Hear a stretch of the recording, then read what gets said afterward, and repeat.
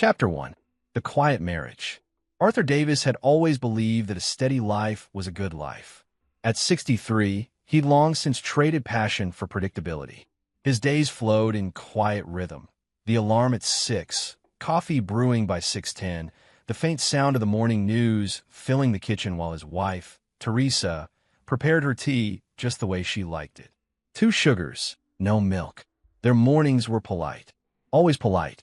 "Morning," he'd say, folding the newspaper neatly. "Morning," she'd reply, her eyes already on her phone. They talked about grocery lists, electricity bills, or the neighbor's barking dog. The kind of talk that fills silence, but never touches the heart. Arthur often told himself that this was what a lasting marriage looked like. Not wild, not fiery, but peaceful. After all, who needed fireworks at their age? He'd been with Teresa for 32 years. He thought the quiet between them was comfort. It wasn't until lately that the quiet started to feel different. It began with small, almost invisible things. Teresa started dressing differently, brighter colors, tighter blouses, perfumes that lingered long after she left the room. At first, Arthur had smiled at it. "You look lovely," he'd said one morning as she fixed her earrings before heading out. She'd looked surprised, as though compliments from him were rare currency. "Thanks," she'd murmured, glancing quickly at her reflection before grabbing her purse. Then there were the phone calls. The way she'd step out of the room mid-conversation, voice soft but urgent. Once, he'd caught the tail end of one. She was standing by the window, back turned. "No, not tonight," she whispered. "He's home." Arthur had paused in the hallway, heart thudding. "He's home." When she noticed him, she smiled too brightly. "Just Linda," she said, sliding her phone into her pocket. "She wants me to join her yoga group." Arthur chuckled lightly, pretending not to notice her nervous eyes. "Yoga? You." She swatted his arm. "You could try it too. Might loosen those old joints of yours." He grinned, masking the flicker of unease inside him. "These joints are fine, thank you. Built to last." But that night, long after she'd gone to bed, he sat in the living room staring at the dark window, wondering when her laughter had started sounding like a stranger's. They used to eat dinner together every night. Lately, she started eating earlier, claiming she was too hungry to wait. Arthur would find the casserole dish half empty, a note beside it. "Yours is in the oven. Love you." It was the "love you" that felt strange. Too neat, too deliberate, like handwriting on a greeting card, not words meant for a husband. He'd reheat his meal, alone, while the television filled the room with canned laughter. Sometimes he'd wander into the bedroom to find her sitting cross-legged on the bed, scrolling through her phone, her expression unreadable. "What's so funny?" he'd ask. "Just a meme," she'd reply, locking her screen before he could glance over. Arthur wasn't a suspicious man by nature. He'd always believed trust was the foundation of marriage, and after 3 decades, why wouldn't he trust her? But the phone thing, it gnawed at him. She had started sleeping with it under her pillow. One night, curiosity got the better of him. While she was showering, he picked up her phone from the nightstand. A lock screen greeted him, a new passcode. He froze. Teresa never used to lock her phone. By the time she stepped out of the bathroom, wrapped in a towel, Arthur had placed the phone back exactly where it had been. "Everything okay?" she asked, toweling her hair. "Yeah," he said, forcing a smile. "Just wonder what time you want breakfast tomorrow." "Same as always," she said absently. "You're such a creature of habit." He laughed softly. "Someone has to keep the rhythm around here." A week later, she announced she'd joined a new yoga class on Tuesday and Thursday evenings. Arthur raised an eyebrow. "Yoga again? That's 3 times a week now." "It helps me unwind," she said, tightening her ponytail.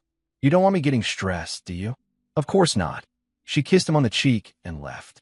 Her perfume, something floral and expensive, lingered behind. Arthur sat down at the dining table and stared at the clock. It was 6. By 8, she hadn't returned. By 9:30, she texted, "Running late. Don't wait up." Arthur sat with the TV on, but didn't see the screen. The clock ticked louder than usual. The next morning, she hummed in the kitchen as if nothing had happened. "Good class?" he asked. "Great," she said, smiling faintly. "I'm sore all over." He wanted to ask where she really was, but the words felt heavy, childish even. After 32 years, a husband should know better than to sound jealous. Shouldn't he? So instead, he nodded. Good. You deserve something that makes you happy. She looked at him, then really looked, and for a brief second, something flickered across her face. Guilt? Sadness? He couldn't tell. Thanks, Art, she said quietly. That means a lot. She touched his shoulder, and for a heartbeat, it felt like old times again, the warmth of familiarity of shared years and small comforts. But as she withdrew her hand and turned away, Arthur realized how foreign her touch had become. That night, Arthur lay in bed, staring at the ceiling fan turning slowly above them. Teresa's breathing beside him was soft and even, but distant, like the rhythm of waves breaking on some faraway shore. He thought about their early years, the road trips, the laughter, the silly fights over burnt toast. When had it all slipped away? When had the laughter turned into polite silence? He turned on his side, watching her silhouette in the dim light. Her phone screen glowed faintly beneath her pillow. Arthur closed his eyes, but sleep never came. All he felt was the cold space between them, and a strange emptiness he couldn't name. Chapter 2. The Growing Distance. It started with her moods. One morning, Teresa woke humming, flipping pancakes, and teasing Arthur about his old slippers. By evening, she barely spoke to him, moving around the kitchen like he wasn't even there. The shift was subtle at first, but it grew more unpredictable with every passing day. Arthur would come home from the hardware store, his quiet little retirement project, and find her on the phone, laughing in a tone that felt foreign, almost flirtatious. The laughter would stop the second she saw him. "Who's that?" he'd ask casually, placing his keys on the counter. "Linda," she'd say quickly, too quickly. "She's got this new puppy that keeps chewing her shoes." He'd nod, pretending to believe her, though Linda had never owned a dog in her life. The house didn't feel like home anymore. It was quieter, but not the comfortable kind of quiet they once shared. It was the heavy silence of two people living parallel lives. Teresa spent more time out, lunch with the girls, shopping trips, late yoga. When she was home, she was buried in her phone, thumbs tapping furiously. Arthur tried to start conversations, but they went nowhere. "So, how was class tonight?" he asked one evening while washing dishes. She didn't look up from her phone. "Good. Learn anything new?" "Yoga's not school, Arthur," she snapped, rolling her eyes. He blinked, unsure what to say. "Just making conversation tests." "Well, maybe talk about something interesting for once." Her words stung sharper than she probably intended. Arthur turned off the tap, wiped his hands, and walked out of the kitchen. He wasn't angry, just hollow. On Sundays, they used to walk through the park together, holding hands, talking about everything and nothing. It had been their little ritual for years. But now, Teresa always had an excuse. "It's too hot. My knees hurt. I promised Linda I'd help her with something." One Sunday, he tried again. "We could just drive there. Sit by the lake. You used to love watching the ducks." She sighed, exasperated. "Arthur, I told you. I've got things to do. I'm not 20 anymore. I don't want to spend the day walking around feeding birds." He forced a smile. "All right, maybe next week." When she left the house an hour later, dressed a little too nicely for a casual visit, Arthur sat on the porch, pretending to read the paper. He didn't notice he'd been staring at the same paragraph for 20 minutes. The small criticisms came next. "You always chew too loud. Do you have to leave your shoes there? Why don't you try something new with your hair? It's getting so gray." It wasn't what she said, it was how she said it. Every remark had a sharp edge now, every look a quiet disappointment. One night, while they were watching TV, she sighed loudly. "What's wrong?" he asked. "Nothing," she said flatly. I don't know. Don't you ever get tired of this? Same couch, same shows, same dinner every night." Arthur looked at her, puzzled. "I thought you liked our evenings." "I did," she said softly, then looked away. "Things change." He didn't reply. He just stared at the muted glow of the television, the sound of his heartbeat filling the silence between them. One afternoon, Arthur decided to surprise her. He cleaned the kitchen, set the table, and cooked her favorite, chicken marsala with mashed potatoes and a small bottle of her favorite wine. When she walked in, heels clicking on the floor, he smiled. "Look who's home, just in time for dinner." She frowned slightly. What's all this? Thought we could have a nice meal together. Been a while, hasn't it? She looked at the table, then at her phone. Arthur, you could have told me. I already ate with the girls. His smile faltered. Oh, well, there's still dessert. Maybe later, she said, walking past him. I need a shower. The door closed behind her, leaving him standing beside the table alone. The food grew cold while he poured himself a glass of wine he didn't want. The next morning, she acted like nothing had happened. She was cheerful again, humming while packing her purse. Going out? He asked, sipping his coffee. Yeah, brunch with Linda. He smiled faintly. You two have been spending a lot of time together lately. She shot him a glance. What's that supposed to mean? Nothing, he said quickly. Just making an observation. Well, maybe I like being around people who actually listen, she muttered, slinging her purse over her shoulder. Arthur said nothing. He just watched her walk out the door, the click of her heels echoing down the hallway like a slow countdown. The days that followed blurred together. He tried to shrug it off, midlife boredom. Maybe they'd gone through rough patches before, hadn't they? But this was different. There was a wall between them now, invisible but solid. She smiled less, laughed less, unless she was texting.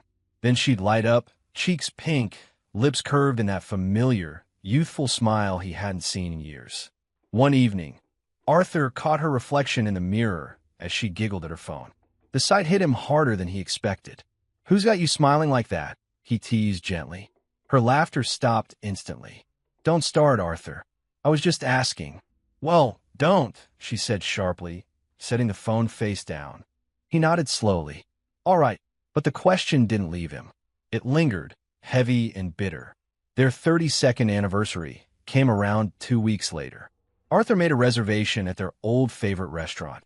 Even bought her a new dress as a surprise. When he told her that morning, she didn't smile. Tonight, she said, blinking. Arthur, I'm exhausted. Can we just stay in? Order something.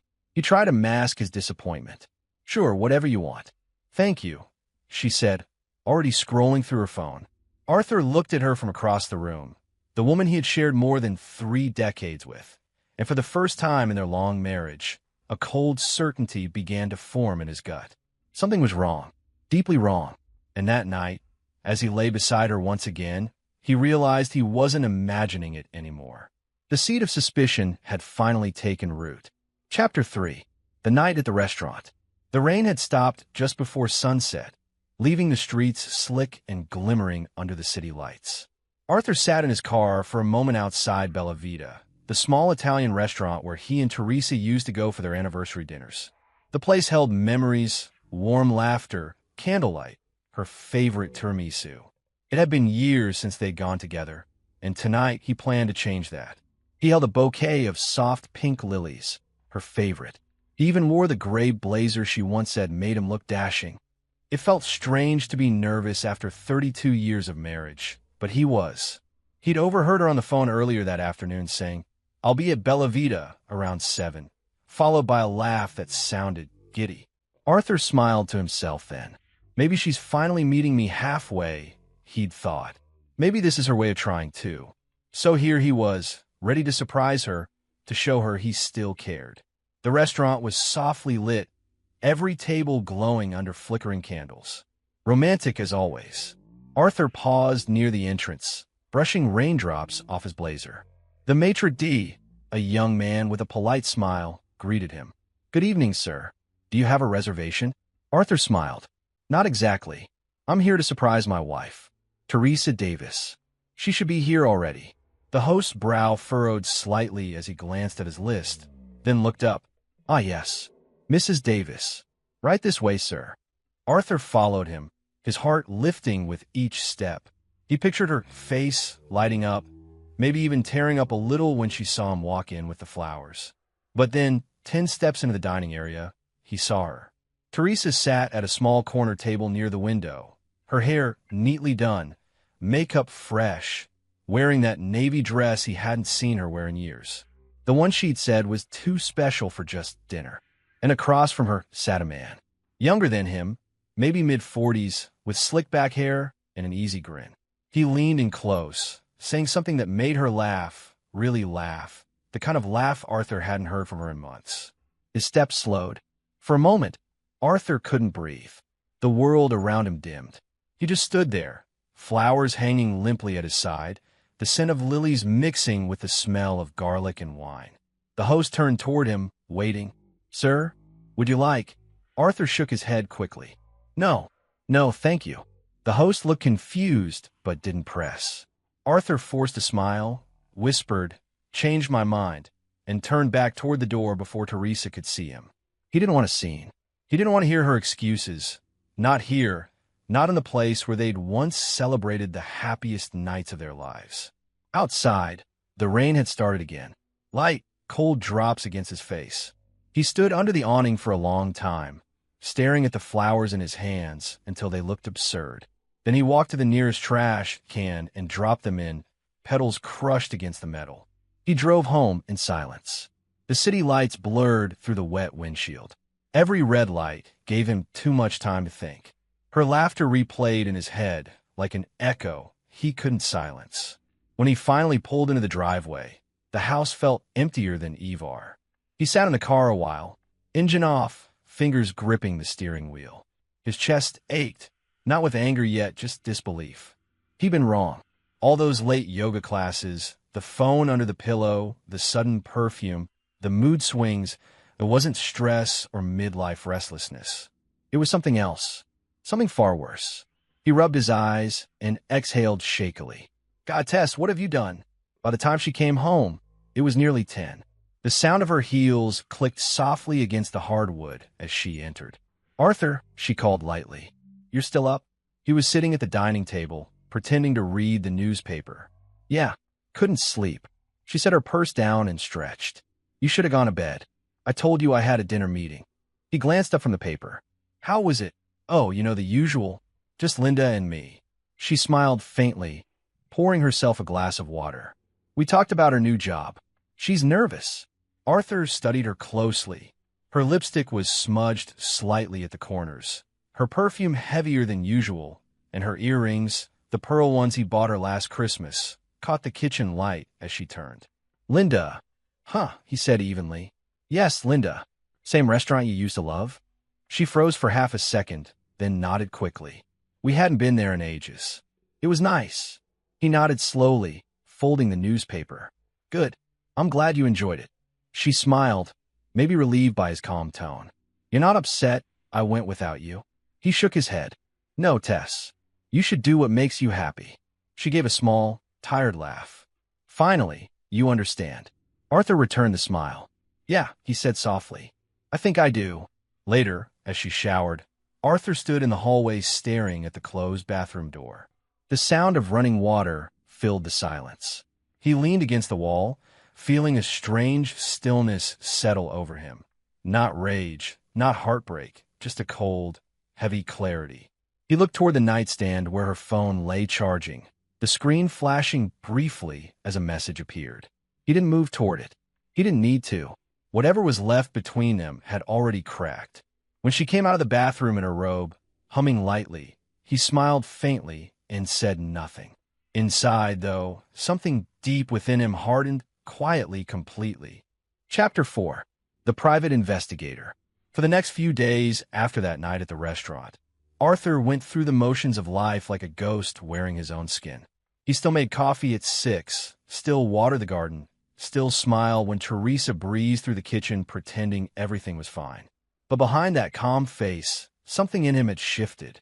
He had always believed that truth, no matter how painful, was better than the comfort of lies. Now, he needed the truth, not guesses, not suspicions. He wanted proof. It was his friend Richard from the old golf club who noticed Arthur's distracted look one afternoon and asked, "You all right, Art? You look like a man carrying too much silence." Arthur hesitated, then replied quietly, "You still know the guy who helps people find things out?" Richard's eyes narrowed. "You mean Lawrence Burke?" "Yeah, discreet guy." "What?" Arthur looked down at his coffee cup, tracing the rim with his thumb. "I need to know if my wife is having an affair." Richard said nothing for a moment, then nodded. "I'll text you his number. Be careful with this, Arthur. Once you see the truth, you can't unsee it." Arthur gave a humorless smile. "That's the point."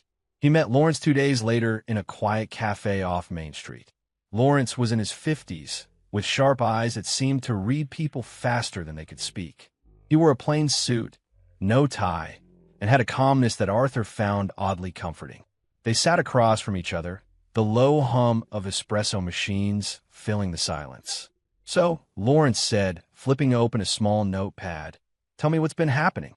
Arthur told him everything, from the phone calls to the yoga classes, from the cold dinners to the night at Bella Vita. Lawrence listened without interruption, occasionally jotting notes. When Arthur finished, he leaned back slightly. "You've got instincts, Mr. Davis. They're rarely wrong." Arthur gave a tired smile. "I wish they were this time." Lawrence nodded. "All right. I'll need some details, her schedule, places she goes off, and any friends she mentions. I'll handle the rest. You'll have updates within a week." Arthur handed him a small envelope. "That's her picture. And this," he pulled out a separate paper, "is the last credit card statement. There are a few charges I can't explain." Lawrence took them both, tucking them neatly into his folder. "Good start. Will she ever know you're watching?" Arthur asked. "Not unless you tell her," Lawrence replied evenly. "I'm good at what I do."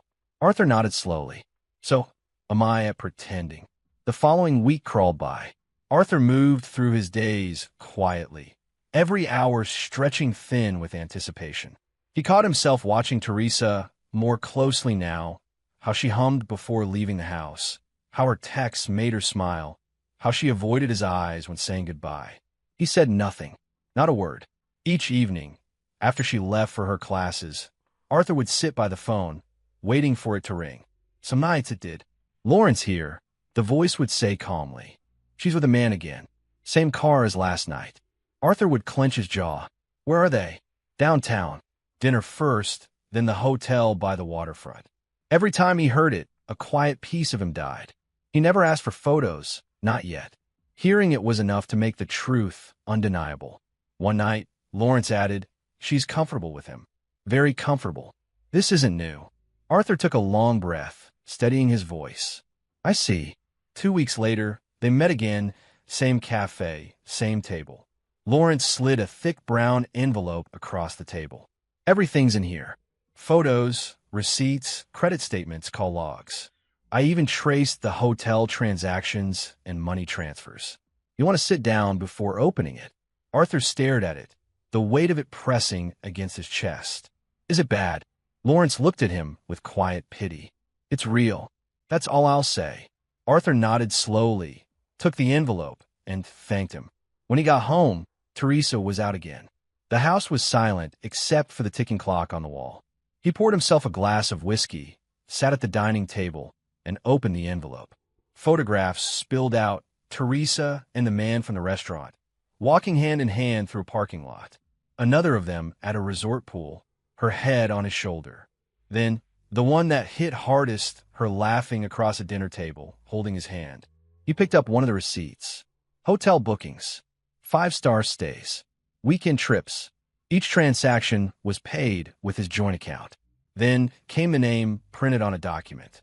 Jake Reed, age 47, real estate agent. Divorced, known for charisma and charm. Lawrence's notes were thorough, dates, times, photos, even wire transfers. It wasn't a fling. It was a 2-year relationship. 2 years of lies. Arthur read through every page, methodically, until his vision blurred. The total amount spent hit him like a punch. Over $40,000. His money. Their money. He leaned back in his chair, the papers trembling slightly in his hand. For a long time, he didn't move. He didn't shout. He didn't cry.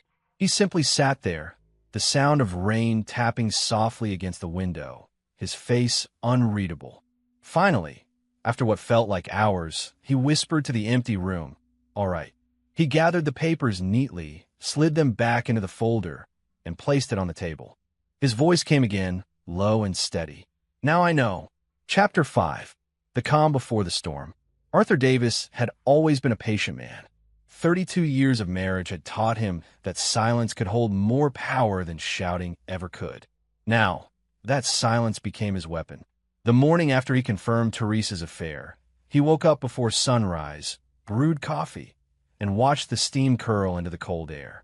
Teresa was still asleep upstairs, her phone charging beside her bed, face down as always. Arthur didn't touch it. He didn't need to. He already knew everything. He took a slow sip of coffee and murmured to himself, "Not yet." Later that day, he made a call. "Adam Stone's office. How may I help you?" A polite female voice answered. "I'd like to schedule a meeting with Mr. Stone," Arthur said, his voice steady. "It's about a divorce." Quiet and confidential. An hour later, he was sitting across from Adam Stone, a man in his 40s with sharp eyes and a sharper suit. His office smelled faintly of leather and tobacco, the kind of place where secrets were turned into strategy. Adam leaned forward, fingers steepled. "Tell me everything, Mr. Davis." Arthur did. Every word. The affair, the lies, the money, the humiliation. When he finished, Adam sat back, expression unreadable. "You've done half my job already. Most men come to me with suspicions. You brought me evidence." Arthur gave a humorless smile. "I don't like guessing games." "Good," Adam said, opening a sleek folder. "Then let's move smart. You've been married 32 years. That means assets, pension, insurance, maybe a house. We protect those first. You'll sign a few authorizations. I'll handle the rest." Arthur listened, nodding occasionally as Adam outlined the steps. Asset protection, property restructuring, controlled account access. When Adam paused, Arthur asked quietly, "She doesn't find out about any of this?" "Not a chance," Adam replied. "You're simply organizing your finances. As long as you stay calm, she won't suspect a thing." Arthur looked down at his hands, steady as stone. "Then that's what I'll do. I'll stay calm." For the next few weeks, Arthur lived two lives. By day, he was the same soft-spoken husband, cooking breakfast and making small talk over the newspaper.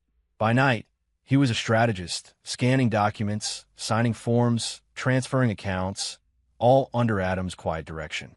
Each morning, he'd lay out her favorite mug, the one that said "Best wife ever," and pour her coffee. She'd kiss his cheek, smile that effortless smile, and lie through her teeth. "Don't wait up tonight, honey. The girls and I are having wine after yoga." Arthur would smile gently. "Of course, sweetheart. Have fun."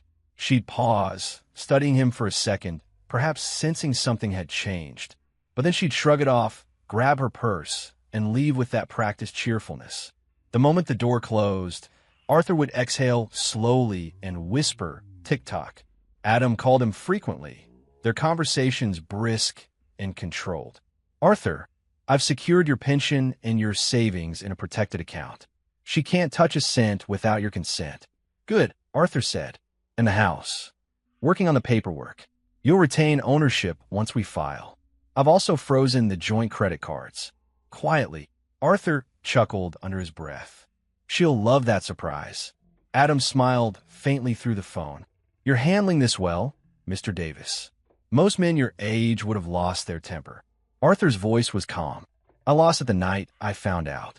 What's left now is precision." One evening, as Teresa hummed in the kitchen, Arthur leaned against the doorway, watching her stir pasta sauce. "You've been glowing lately," he said. She turned, grinning. "Yoga's been good for me. Clears my mind." He smiled. "I'm glad you're happy." She blinked, caught off guard. "Why wouldn't I be?" Arthur shrugged lightly. "No reason." She laughed, a little too loudly, and went back to stirring. Arthur turned away, hiding the smirk tugging at the corner of his mouth. Every lie she spoke now rolled off him like rain off glass. He'd spent years giving her trust. Now, he gave her patience, and that patience was lethal. Weeks passed. Adam's work neared completion. In a quiet meeting one afternoon, Arthur signed document after document. The lawyer explained each one with clinical precision: property transfer forms, retirement account locks, divorce initiation papers held in waiting. When the last sheet slid across the desk, Adam tapped it with his pen. "This is it. Once she's out of town, I'll file everything. She won't even know until it's done." Arthur studied the paper for a long time before picking up the pen. His signature was slow, deliberate, final. Adam leaned back. "You really are calm about this?" Arthur gave a faint, tired smile. "Calm is all I have left." He looked out the window, the sun dipping low over the city, and added, "She's leaving next week." Said something about a wellness retreat with her friends. Adam nodded. Perfect timing. Once she goes, I'll make the call. Arthur set down the pen, exhaled deeply, and stood. Good. He reached for his coat and straightened his tie. When she goes on that trip, he paused, meeting Adam's eyes, steady, cold, resolved. Everything changes. Chapter 6. The Girls' Trip. It was a Friday morning painted in soft sunlight, the kind that used to mean something to Arthur and Teresa. Years ago, they might have spent a day like this at the lake, her laughter echoing across the water, his arm draped around her shoulder. But those days had long since drifted away, leaving only this polite smiles, empty routines, and secrets so thick they could choke the air. Teresa was in the bedroom, tossing clothes into a suitcase. Dresses, heels, a new swimsuit with the tag still dangling. Arthur stood in the doorway, leaning on the frame, coffee in hand. He looked calm, almost too calm. You're really bringing all that for a few days with the girls? He asked, the corner of his mouth twitching with a faint smile. She didn't look up. It's a resort, Arthur. Linda said it's fancy. I don't want to look like a mess. Arthur nodded slowly. Of course. You deserve to relax. Exactly, she said, folding a sundress that shimmered like champagne. You know, I've been feeling so tense lately. Work, house stuff, everything. I just need some time away. He took a sip of his coffee, his eyes never leaving her. Time away. Sounds healthy. Teresa paused then, glancing at him briefly, as if trying to read his tone. But Arthur's expression was gentle, disarmingly sincere. He even stepped forward, picking up her sun hat from the dresser and brushing off a little dust before placing it neatly in her suitcase. There, he said. Wouldn't want you getting sunburned. She laughed lightly, a little forced. You're sweet when you want to be. Arthur smiled. When I want to be. That afternoon, he helped her load the car. Suitcase in the trunk, tote bag in the back seat, travel pillow neatly arranged. Teresa checked her reflection in the side mirror, touching up her lipstick. Linda's already waiting, she said, glancing at her watch. We'll probably drive straight to the coast tonight. Arthur nodded. You two have fun. You've earned it. Thanks, she said. And for a moment, she actually looked soft, like the woman he used to know. Don't forget to water the plants. And eat real food, okay? No microwave dinners. He chuckled. Yes, ma'am. Teresa stepped closer, gave him a small hug, brief, mechanical, but still enough to make it look real. I'll call you when we get there. Arthur wrapped his arms around her, holding her for just a second longer than usual. Be safe, Teresa. She pulled back, smiling faintly. Always. Then she got in the car, started the engine, and drove down the long driveway. Arthur stood there on the porch, watching until her car disappeared around the bend, the sound of gravel fading into silence. He didn't move for several seconds. The house behind him felt unnervingly quiet, like it was holding its breath. He turned, walked back inside, and placed his coffee cup neatly in the sink. The clock on the wall ticked softly. 10:42 a.m. Arthur took a slow breath, then reached for his phone. Lawrence, he said when the call connected. Mr. Davis, came the low, professional voice on the other end. She just left? Yes. About 10 minutes ago. There was a brief pause, the sound of pages flipping, maybe a keyboard. All right. She's not going where she said she is. Arthur didn't even blink. No surprise there. She and her companion checked in at the Seabreeze Villa Resort. Room 314, Ocean View. Check-in confirmation matches a booking made under the name Jake Reed. They'll be there for the next 6 days. Arthur's hand tightened slightly around the phone, but his tone remained level. She didn't even try to hide it this time. Not really, Lawrence said. Looks like they've done this before. Dinner reservations tonight, private beach cabana booked for tomorrow morning, and a spa treatment for 2 on Sunday. You want the photos? Arthur stared out the window, his gaze fixed on the empty driveway. No, I've seen enough pictures to last a lifetime. Understood. Just keep an eye on them. I don't need more proof. I just need to know when she's coming back. Will do, Mr. Davis. I'll send you updates quietly. Thank you, Lawrence. There was a short pause. The investigator hesitated. You doing all right, sir? Arthur's voice was calm, eerily calm. I'm doing fine. This gives me time. He hung up, and set the phone on the counter, his reflection glinting faintly in the kitchen window. For a long moment, Arthur stood in silence, the weight of everything pressing around him. Then he moved deliberately, almost gracefully, through the house. He tidied the living room, folded the blanket she'd left on the couch, wiped the fingerprints off the glass coffee table. The house was quiet except for the ticking clock and the occasional hum of the refrigerator. He paused by the mantel, where a framed photo of their wedding day still sat. Teresa in her lace gown, radiant and young. Arthur in his tuxedo, smiling like a man who thought forever was real. He picked up the frame, studied it for a long while, and whispered, "I hope it was worth it." Then he set it face down. He walked to his office, closed the door behind him, and opened the folder Adam Stone had left on the desk, legal documents neatly organized, signed, sealed, ready. Arthur straightened his glasses, flipped to the final page, and smiled faintly. Outside, the wind rattled the trees, carrying the faintest echo of the car that had just driven away. He whispered to himself, steady and cold, "Good. That give me time." Chapter 7. The Preparation. The house was silent, too silent. No perfume lingering in the hallway. No soft hum of Teresa's music from the kitchen. No sound of her heels clicking across the hardwood floors. Just stillness. And for the first time in years, Arthur felt it was his again. He woke up early that Monday morning, his mind already sharp, focused, methodical. The same precision that had once made him a good engineer now guided every move he made. This wasn't rage, this was order. He stood in the kitchen, stirring his coffee slowly, watching the swirl of cream settle like calm before a storm. Then he picked up his list, a neat page of handwritten tasks. Each line had a purpose. Each action was a quiet cut to sever what was left of their bond. By 8 o'clock, the locksmith arrived, a burly man with a trimmed beard and toolbox slung over his shoulder. "You said all locks?" he asked. Arthur nodded. "Every single one. Front, back, garage, and basement." "Gotcha. Moving into a new place." Arthur gave a faint smile. Something like that. The metallic clicks echoed through the house, the sound of finality.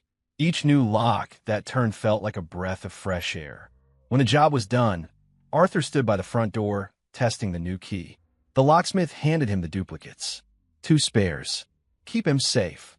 Arthur pocketed them, then extended a polite hand. "Thank you. You've done me a favor."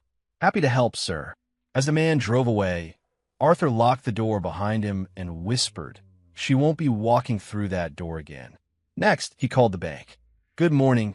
This is Arthur Davis," he said evenly. "I need to freeze all joint accounts immediately. My wife and I are in the process of separating." The representative on the other end asked the routine questions, confirming his identity. "Understood, Mr. Davis. The accounts will be temporarily frozen, pending documentation. Do you want to open a new private account?" "Yes," he said, "and I want all my direct deposits transferred there." "Done. You'll have exclusive access." Arthur leaned back in his chair, the faint creak of leather breaking the silence. He felt no guilt, only clarity. He made another call his investment advisor. "I want all my savings moved to secure holdings under my sole name. Remove hers completely." The advisor hesitated. "Are you sure, Arthur?" "That's a major, I'm sure." His tone left no room for negotiation. By noon, the financial lifelines that Teresa had quietly bled for years were gone. The credit cards she'd used for hotel stays and weekend girls' trips were canceled. The accounts she dipped into for emergency shopping were emptied into safe, unreachable territory. Then came the part Arthur had been dreading. Her belongings. He stood in the bedroom doorway for a moment, taking in the sight, her dresser cluttered with perfumes, the closet filled with dresses he hadn't seen her wear for him in years. "All right," he muttered, rolling up his sleeves. He began packing with meticulous care. 1 box for clothes, 1 for shoes, another for jewelry and accessories. Everything folded neatly, organized, labeled with a single word in bold black marker. Teresa. There was no fury in his movements, only precision. He wasn't throwing things away. He was closing chapters. As he packed, he found small relics of the woman she used to be, old photos of their vacations, handwritten notes from birthdays long ago. For a moment, His hands froze on a picture of them at the beach, her arm around him, smiling into the sun. He set it aside carefully, then whispered, "You buried her yourself, Teresa." By late afternoon, the closet was empty, the dresser bare. The boxes were stacked neatly in the guest room. Arthur stood in the doorway, surveying the order he had created from the wreckage. For the first time, the house didn't feel heavy. It felt clean. He walked into the kitchen and pulled a black envelope from his desk drawer. It was thick, filled with everything she had tried to hide. Photos, receipts, credit card statements, hotel confirmations, and one last note in his steady handwriting. He slipped the note on top before sealing the envelope.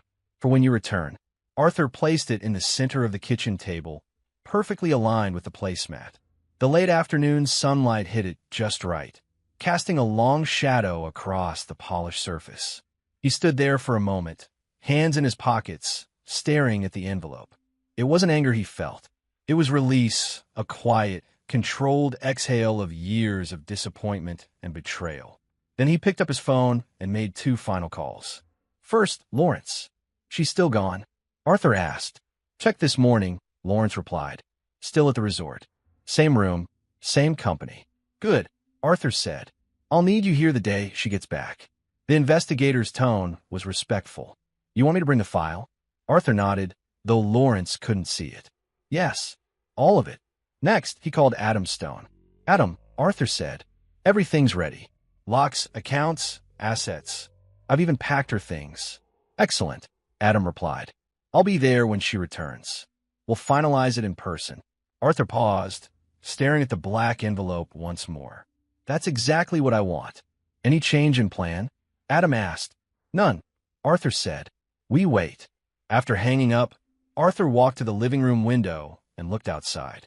The sky was streaked with orange and violet as the sun began to set. He whispered quietly, almost to himself, "When you come home, Teresa, everything you built on lies will be gone." He turned off the lights, leaving only the dim glow of the setting sun illuminating the black envelope on the table, waiting patiently, like a silent witness to the end of a marriage. Chapter 8. The Return. It was late Sunday afternoon when the sound of tires crunched against the gravel driveway. The faint hum of a car engine broke the stillness of the house, the stillness Arthur had grown used to. He was sitting in his armchair by the window, sipping tea, his posture calm, eyes steady on the front gate. He'd been expecting this exact moment for days, down to the hour. Lawrence's last message had confirmed it that morning. She's checking out of the resort, heading home. Now, here she was. Teresa's car came to a stop. The door opened, and she stepped out, tanned, glowing, wearing oversized sunglasses and a breezy white dress that screamed vacation confidence. She looked like a woman who hadn't a care in the world. Arthur watched her pull her suitcase up the porch steps. She didn't even glance around, didn't notice the new locks, didn't sense the tension humming in the air. She just opened the door, or tried to. It stopped short. A flicker of confusion crossed her face. "What the?" She jiggled the handle again, frowned, and rang the doorbell twice. Arthur waited a beat before rising. His movements were slow, deliberate, not to annoy, but to control. He opened the door and leaned slightly against the frame. "Oh," she said, forcing a laugh. "You changed the locks? You could have told me. I was standing out here like an idiot." Arthur's face was unreadable. "Safety precaution," he said simply. "You never know these days." Teresa smiled, brushing past him as if she owned the air around her. "Well, I'm back now. You can relax." Her suitcase thudded onto the living room floor. She dropped her purse on the couch, stretched her arms, and exhaled with dramatic satisfaction. "God, it feels good to be home." Arthur stood in the doorway, watching her move around like nothing had changed. She kicked off her sandals, ran her fingers through her hair, and glanced at him with a teasing grin. "You look like you've seen a ghost. What's with that face?" He said nothing, just a small smile that didn't quite reach his eyes. Teresa laughed again, walking toward the kitchen. "You should be happy. I needed that trip. Linda and I had an amazing time. Son, see, no stress. Just what I needed after everything."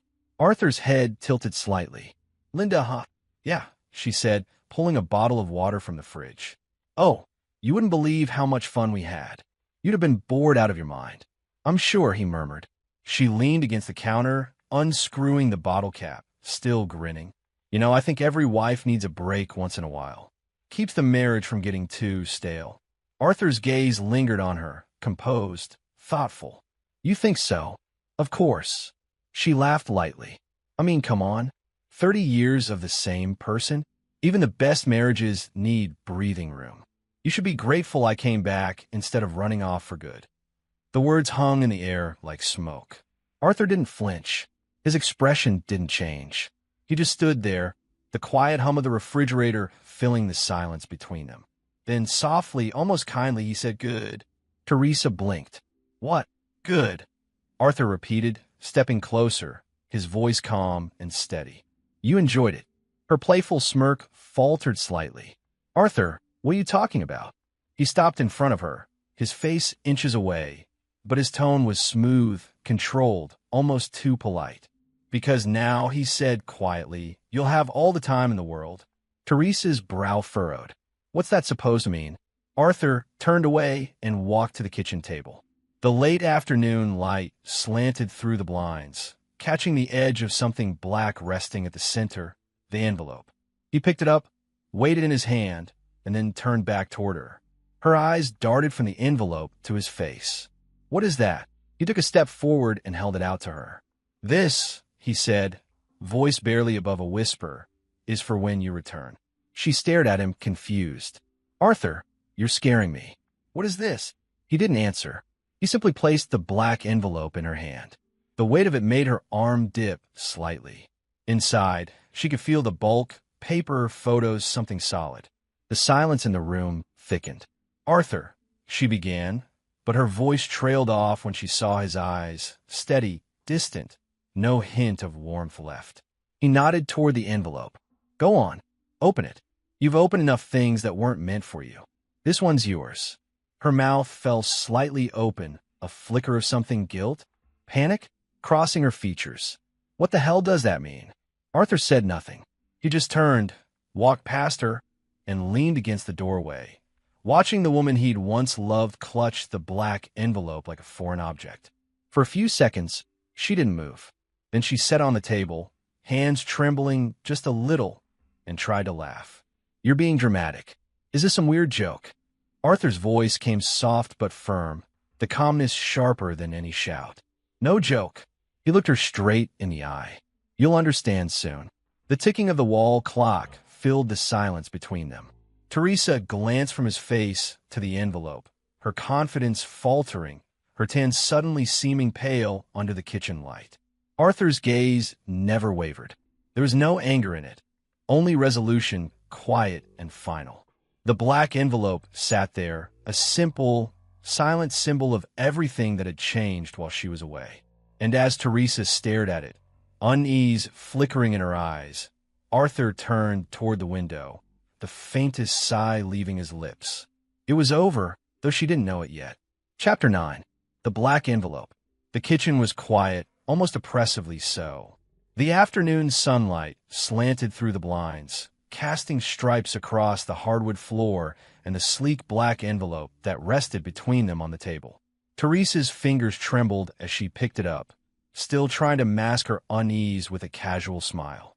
Arthur leaned against the doorway, arms crossed, his expression calm, an unshakable mask hiding the storm beneath. Adam Stone, his lawyer, stood just a few steps behind him, hands folded neatly in front of him, exuding quiet authority. Teresa glanced at Arthur, trying to read him. "All right, what is this, Arthur? Some kind of prank." Arthur's voice was soft, deliberate, almost conversational. "Open it, Teresa." Her fingers hesitated at the seal. Her pulse quickened. She tore the envelope open and unfolded its contents.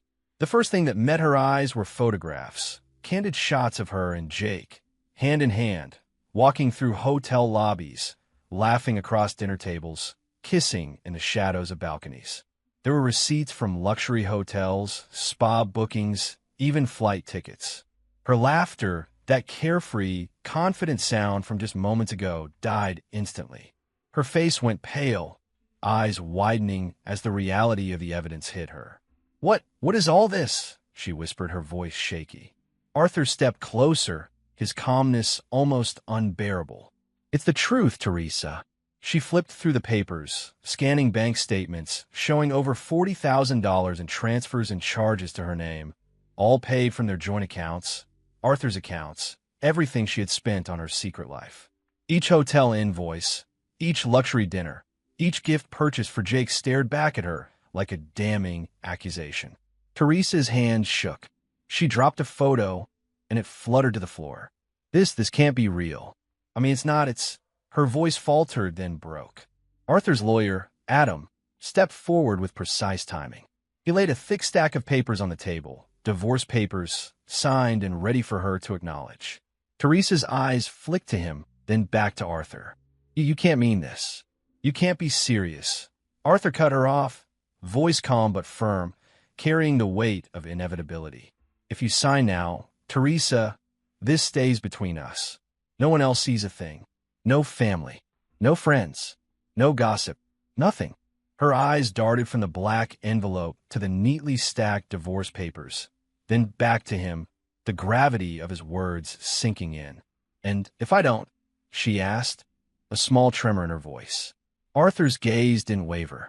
"Then the white envelope goes to your family, your friends, everyone who matters to you. Every photo, every bank transfer, every message.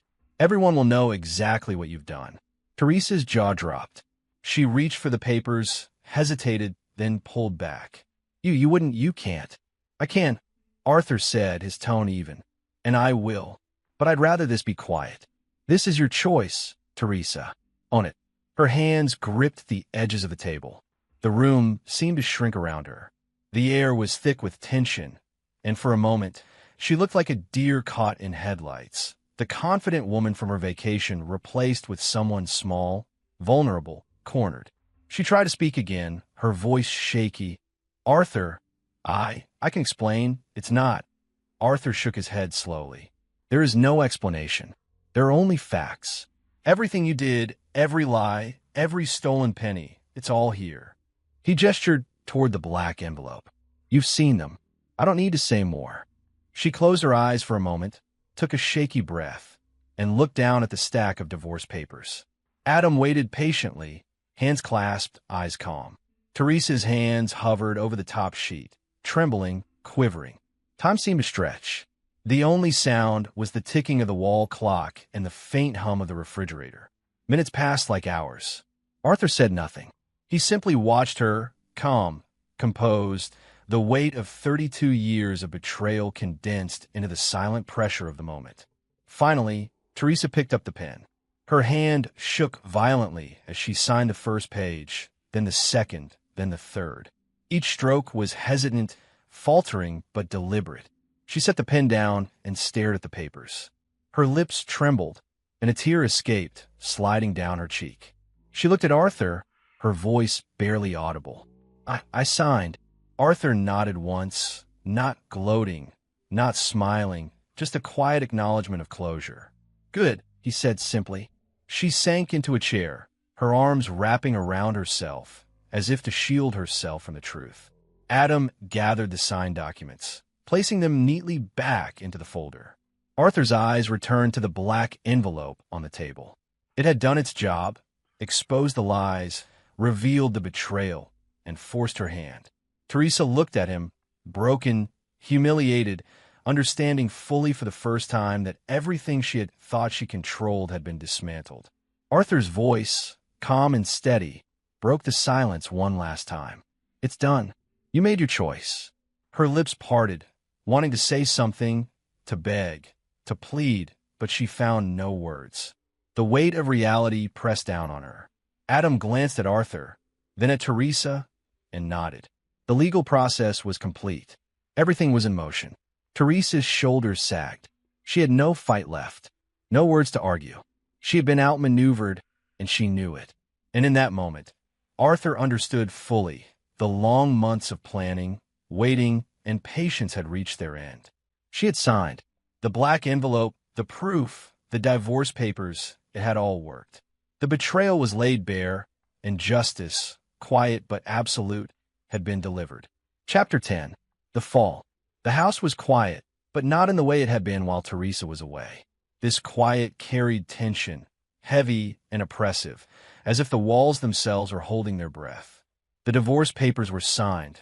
The black envelope had done its work, and yet the final act of reckoning was still to come. Teresa sat at the edge of the dining table, her fingers tracing the stack of boxes that held the remnants of her life.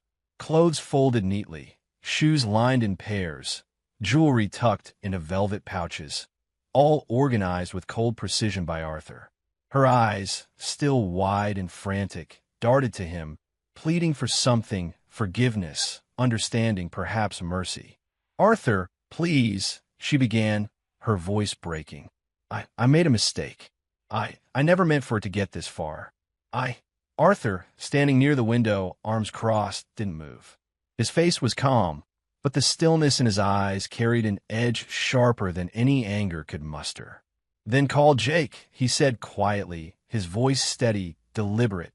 "He's the man you ruined us for." Teresa's face froze. The words hit her like ice water. What do you mean?" she whispered, almost unable to form the question. "I mean exactly that," Arthur replied, taking a step closer. His posture wasn't threatening, but the weight of his certainty pressed down on her. "Call him. Ask him to explain what happened while you destroyed everything we built together. See if he cares enough to help you now." Her hands clenched into fists, trembling. "Arthur, I can fix this. We can work this out. Please don't do this." Arthur shook his head slowly, almost sadly, as if pitying her confusion. "No, this isn't about fixing anything. It's about consequences. You've spent 2 years lying, stealing, betraying. And now, it's time for you to live with the results." Teresa's voice rose in desperation. I never meant, you made your choice," Arthur interrupted, his tone firm. "Now live with it." The silence that followed was unbearable. Teresa's eyes darted around the room, trying to find some way to negotiate, some crack in the armor of the man she had underestimated for decades. There was none. Finally, she rose, gathering a few remaining boxes, the weight of her possessions now a symbol of the life she had lost. Each box seemed heavier than the last, not just with clothes or jewelry, but with betrayal, lies, and the realization that she had lost more than she ever imagined. Arthur watched, silent, every movement deliberate. He didn't speak, didn't offer comfort, didn't allow for excuses. The calm precision of his actions had turned into an invisible wall that she could not breach. Teresa paused at the doorway, her face streaked with tears, mascara smudged from hours of silent crying. She looked at him one last time, a mixture of defiance and pleading still lingering in her gaze. I love you, Arthur," she whispered, almost choking on the words. I made a mistake. I can change. I swear I can." Arthur shook his head, his voice cold, unwavering. "Then call Jake. He's the man you ruined us for." Her body shuddered as she dropped her gaze. She picked up her purse, adjusted the straps over her shoulder, and stepped out onto the porch, boxes in hand. The late afternoon sun fell across her, highlighting the tan she had brought back from the trip and the tear-streaked face beneath it. Arthur followed her to the door, standing silently as she placed the boxes into the back seat of a waiting cab.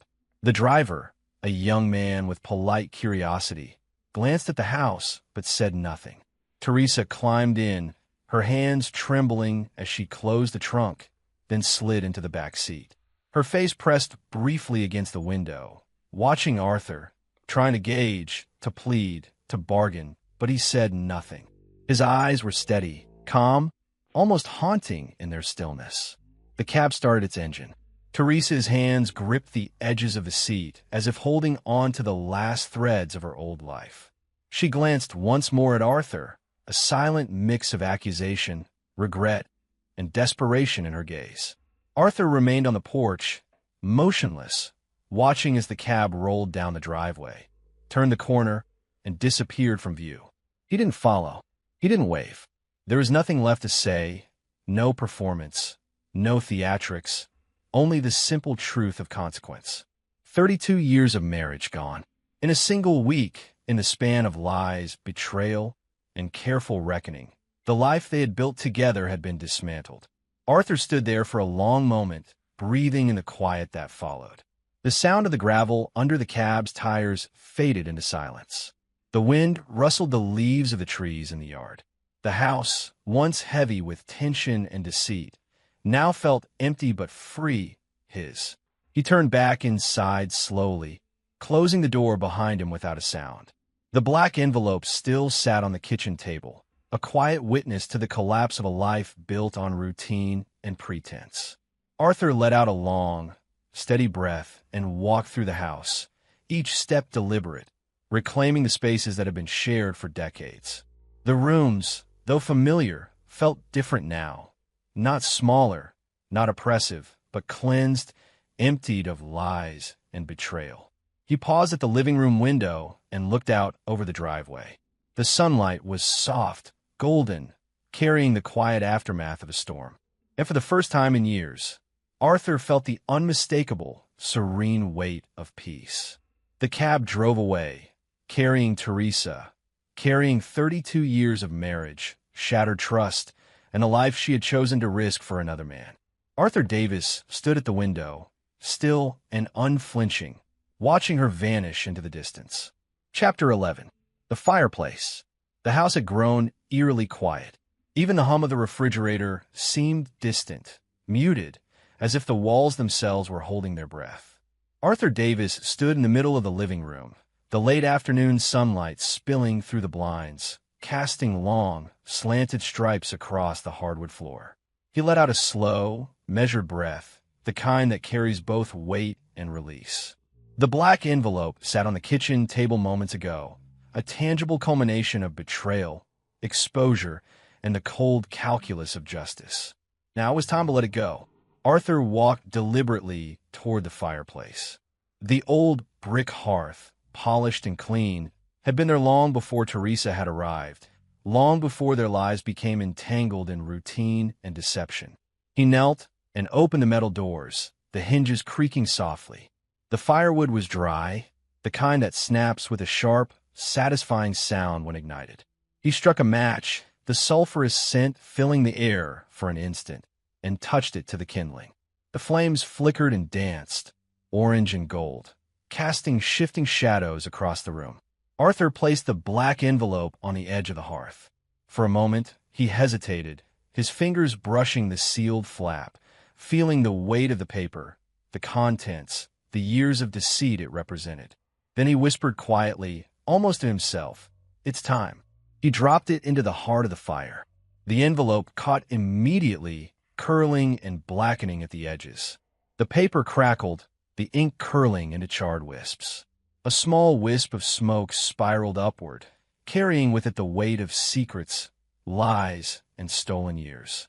Arthur took a step back, hands in his pockets, watching the flames consume every photograph, every receipt, every proof of betrayal. The fire licked the envelope greedily, hungrily, as though it had waited all these years for this moment. "It's not about revenge," he murmured, voice low and steady. "It's about release."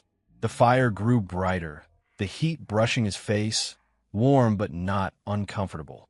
He felt the tension in his shoulders begin to loosen, muscles unclenching that had been tight for decades. The anger, the hurt, the gnawing sense of betrayal, all of it seemed to rise with the smoke, dissipating into the air. Arthur sat down on the edge of the nearest chair, leaning forward, elbows on his knees, fingers interlaced. He let the flames dance before his eyes. Memories of the last week, the call to Lawrence confirming Teresa's location, the precise packing of her belongings, the cold confrontation with the black envelope, floated in his mind like autumn leaves drifting on a quiet stream.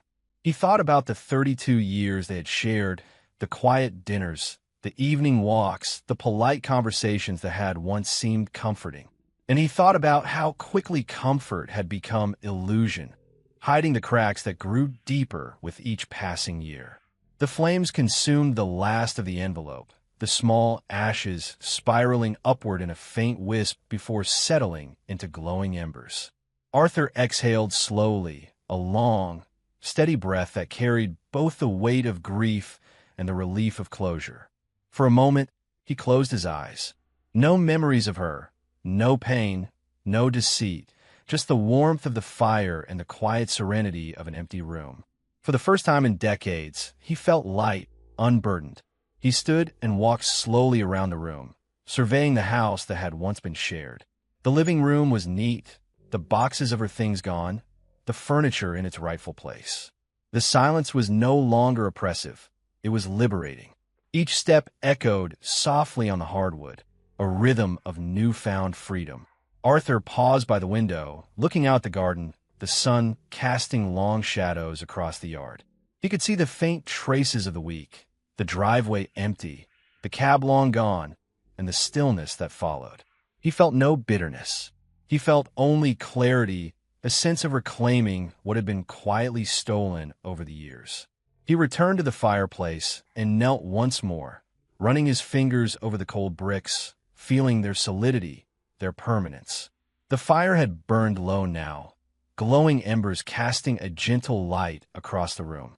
He reached into the ashes with a small poker, nudging the remnants of paper into a heap, watching it crumble to nothing. Arthur rose slowly, stretching, letting the sensation of calm wash over him. He walked to the sofa, sat down, and took a moment to simply breathe. The house was his again. The life he wanted, quiet, controlled, and unburdened, awaited him. No rage, no theatrics, no public shaming, just peace. For the first time in decades, he could feel it, true freedom. A deep, resonant breath, unshackled from lies, deceit, and betrayal. Arthur leaned back, eyes closed, listening to the faint crackle of the fire and the distant rustle of leaves outside. The black envelope, the last tangible piece of the past, was gone. It had been reduced to ash, and with it, the years of pain it represented. He opened his eyes, taking in the room, the house, the silence. He smiled faintly, a calm, steady smile, not of triumph, not of malice, but of quiet resolution. At last he could breathe. Chapter 12. The Aftermath. The days settled into a rhythm, slower now, gentler. Arthur woke to sunlight spilling through the blinds, the quiet of the house wrapping around him like a soft blanket. No arguments, no tension, no whispered lies behind closed doors, just peace. He brewed his morning coffee as he had for years, but now the act felt different. Purposeful, free of expectation.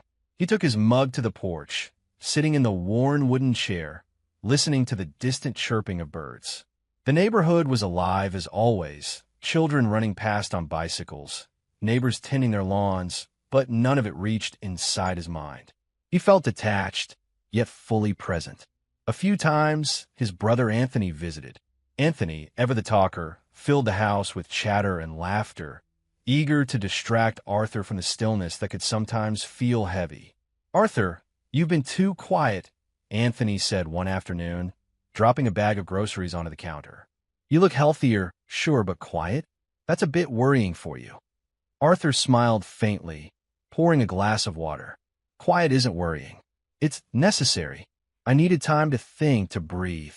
Anthony shook his head, exasperated, but couldn't help a grin. "I'll take that as progress, though I still don't understand how you stayed so calm through all of it." Arthur leaned back, resting his hands on the table. "Calm doesn't mean unfeeling. It means I chose my path. No theatrics, no petty revenge. Just resolution." Anthony nodded slowly. "Well, I'm proud of you, and I have to admit, it's satisfying to see her out of the picture. She never deserved you." Arthur said nothing, letting the words hang in the air. Pride or anger were irrelevant now. What mattered was freedom. The neighbors whispered. Arthur could hear them from the garden, voices dipping into speculation. Some offered condolences, some judged quietly, and some simply gossiped. But he didn't care. The weight of their opinions carried no power over him. He walked past them with calm politeness, acknowledging only the necessary pleasantries. Teresa, on the other hand, tried. A few days after leaving, she called his old landline, her voice shaky, trying to play the victim. "Arthur, I'm sorry.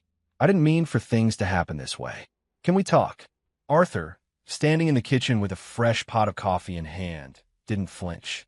He set the mug down carefully, letting it rest on the counter. "Teresa, everything has been said. I've chosen silence for a reason. I refuse to engage." She tried again, voice quivering. "But Arthur, people are talking. I'm struggling. You could at least—" Arthur's response was measured, coldly calm. "I will not be part of your narrative. Your choices are yours alone." The line went silent, her pleading evaporating into the void. Arthur placed the receiver back in its cradle, taking a slow, deliberate breath. Life continued in small, deliberate ways. Arthur cooked simple meals he enjoyed, explored books he'd long neglected, and even started taking evening walks alone, walks that once had been filled with routine conversation, now carrying only the sound of his own footsteps. The freedom of solitude was a revelation, a quiet luxury he hadn't realized he craved. Then one afternoon, the phone rang. It was Lawrence. The private investigator's voice was calm, professional. "Mr. Davis, I have your final update on Teresa." Arthur leaned against the counter, letting the words settle. "Go ahead. She's been dumped by Jake," Lawrence said. "Apparently, he discovered her funds were gone. She's working part-time at a small boutique and living in a modest apartment. Nothing extravagant. She's surviving, but barely." Arthur's face remained composed. No satisfaction, no gloating. Just clarity and a small, almost imperceptible nod. "I see," he said softly. Lawrence paused, as if expecting something else, perhaps anger, perhaps curiosity. But Arthur gave none. "She'll learn her limits," he added quietly. "That's enough." A few moments of silence passed. Then Arthur spoke again, deliberate and measured. "Let her be." The phone went quiet on the other end, and Arthur hung up. He placed the receiver down gently, almost reverently, as if ending the call symbolized the final closure of this chapter. He walked to the window and looked out over the quiet street. Children played, neighbors tended their gardens, and life continued in its ordinary, unhurried rhythm. He felt no resentment, no lingering pain, only a profound sense of release. The sun slanted across the yard, warm against his face. He could feel it in his chest, in the quiet strength of his shoulders. Freedom wasn't dramatic. It wasn't explosive. It was subtle, patient, and real. Arthur turned away from the window and moved through the house, each step deliberate, each room a sanctuary reclaimed. The living room, now free of boxes and reminders, felt expansive. The kitchen smelled faintly of fresh coffee. The quiet was comforting, like a long exhale finally complete. For the first time in months, maybe decades, Arthur felt entirely present in his own life, unburdened by lies or betrayal, standing in a world that was his again. And so he let it settle, the weight lifted, the past behind him. The future, uncertain but wholly his, stretched ahead, calm and free. He smiled faintly, eyes soft, and whispered, almost to himself, "Let her be." Chapter 13. The Peace. The morning sun spilled gently through the kitchen window, warming the counters and catching the steam rising from Arthur's coffee cup. The smell of freshly brewed Arabica filled the room, mingling with the faint scent of herbs he had planted in small terracotta pots along the windowsill. He stirred his coffee slowly, listening to the soft ticking of the wall clock and the distant chirping of birds outside. It was a sound he had long forgotten, the quiet rhythm of life uninterrupted by deception, argument, or betrayal. The house felt different now, spacious, calm, and entirely his own. Arthur carried his mug to the porch, stepping carefully over the weathered wood planks that had been polished over years of habit. The garden stretched before him, sunlight glinting on leaves, petals, and the small stone pathway he had laid himself. He ran his fingers over the soil, feeling the life beneath his hands, small seedlings pushing upward toward the sun. "Morning, Arthur," he murmured softly to himself, the faint smile tugging at his lips more natural than it had been in years. Months had passed since the black envelope burned in the fireplace. Months since Teresa had driven away, dragging with her 32 years of shared history. The divorce had been finalized quietly. No public scandal, no sensational headlines, No dramatic courtroom showdowns. Just a legal confirmation of a life severed, leaving Arthur in a calm, unburdened solitude he hadn't expected to cherish. Inside, the house was quiet in a way that felt like a friend rather than an emptiness. The living room sofa gleamed in the morning light, books lined the shelves, and the kettle on the stove whistled softly, a domestic orchestra of peace. Arthur poured the last of his coffee into his favorite mug, cradling it in both hands. He took a slow sip, feeling the warmth spread through him. There was no bitterness left, no lingering resentment. He had survived betrayal, watched lies unfold, and endured deception that had cut deep. Yet now, he felt the liberation that only comes after true reckoning. He moved to the bookshelf and pulled down a war novel he had left unfinished years ago. Settling into the armchair by the window, he let the sunlight spill across the pages. His eyes traced the words carefully, absorbing the story, letting himself be drawn in, fully present for the first time in what felt like decades. A gentle breeze drifted in through the open window, carrying the faint smell of jasmine from the garden. Arthur leaned back, eyes closing for a moment, letting the quiet wash over him. He thought of the years lost to routine, of love misplaced, and of trust broken. Yet, the memories were no longer chains. They were lessons, now cataloged neatly in the part of his mind reserved for reflection rather than regret. He rose later and wandered into the kitchen, moving with deliberate grace. The knives gleamed on the rack. The herbs smelled fresh and vibrant. Arthur chopped vegetables for a simple lunch, humming quietly, letting the rhythm of cooking calm his thoughts. There was a satisfaction in preparing a meal just for himself, a simple pleasure that he hadn't allowed himself in decades of shared routines and obligations. After lunch, he wandered into the garden, gloves on, hands digging into the earth. He pruned the roses, trimmed the lavender, and planted a few new seedlings. Each movement, each careful placement of soil around roots, felt like an act of reclamation, reclaiming not just the garden, but his life, his time, and his sense of self. Arthur paused, wiping the sweat from his brow, and looked out over the yard. The sunlight glinted off the petals, and he felt a quiet satisfaction ripple through him. He didn't need anyone to validate his peace. It was his hard-earned and complete. Later, as he settled back into his armchair with a new book, he reflected on the subtle lessons of the past months. Justice, he realized, didn't always roar with vengeance or spectacle. Sometimes it whispered quietly, carried in the calm, deliberate choices of one who refuses to be broken. The black envelope, the burned papers, the methodical planning, all had been instruments of that quiet justice. Arthur smiled faintly, running a hand over the pages of the book. For the first time, he felt no loneliness. The solitude he had feared was instead a sanctuary. He could read, cook, tend the garden, and walk through the quiet streets without expectation or deception clouding his mind. Freedom had a taste, and it was sweeter than he had imagined. He rose once more, stretching, and moved to the window, looking out at the world beyond the garden. Children played, neighbors tended their yards, and the sun dipped lower, casting long shadows across the street. The scene was ordinary, yet profoundly satisfying. Ordinary life had regained its richness, untainted by lies. Arthur Davis turned back into his home, the days stretching ahead of him with possibilities he had never allowed himself to imagine. He was no longer defined by a marriage gone wrong or the actions of another. He was simply himself, free, steady, and entirely present. He paused for a moment, eyes scanning the room, the quiet, the sunlight, the garden, and whispered to no one but himself, This is peace.